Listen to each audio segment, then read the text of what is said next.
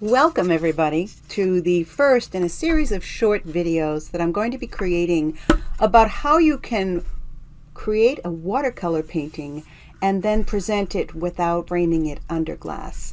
What we're going to be discussing today is how to use a product called watercolor ground or absorbent ground, and I'm going to be working on a 10 by 10 cradled wooden panel. You can get these panels with a 2-inch border, which is a nicer presentation if you don't plan to frame the painting that you're going to be selling. What you'll need will be your panel. You're going to want some gesso. I'm going to use Jerry's. You can use whatever you want. And you're going to want some watercolor ground or absorbent ground. Daniel Smith makes the watercolor ground, and Golden makes something called absorbent ground.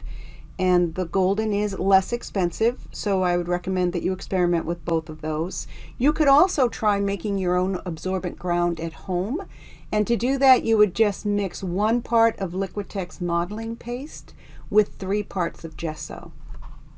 Already I have painted this panel once, and then I let the panel dry, and I sanded that dry panel down before applying a second coat of gesso. Wood will absorb a lot of paint when it's naked, so I like to put a couple of coats of gesso on before I add the watercolor ground because it's a lot less expensive and it helps my watercolor ground go further.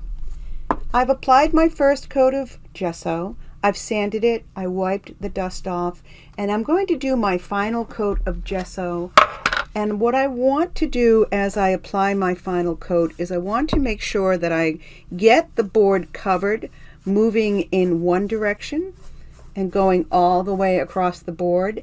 And then I'm going to apply another coat of gesso, working in the opposite direction. This will help to ensure that you get good coverage on your board. After you've applied that second coat of gesso, you want to once again let that board dry and then give it a nice light sand. Now that you have 2 coats of gesso on your board and it's dry and you've sanded it, it's time to add a coat or 2.